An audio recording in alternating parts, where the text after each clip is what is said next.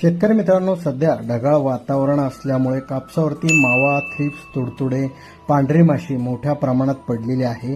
त्यामुळे जे आहे कापसाची योग्य वाढ सुद्धा होत नाहीये आणि जर वाढ चांगली झाली नाही तर पाते सुद्धा कमी प्रमाणात लागतात आणि लागले तरी त्याची गळ ही मोठ्या प्रमाणात होते.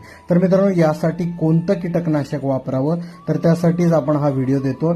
तर मित्रांनो, यासाठी आपण रॉनफेन जे येतं बेस्ट कंपनीचं त्याचा वापर करा. यामध्ये 3 मॉलिक्यूल आहेत मित्रांनो.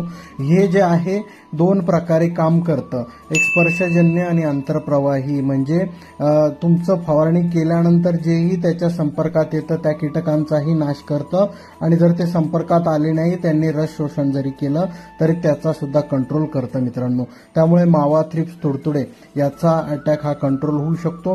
एकरी 330 ml वापरणं आपल्याला आवश्यक आहे आणि 1 लिटर 500 ml, 250 ml, 100 ml,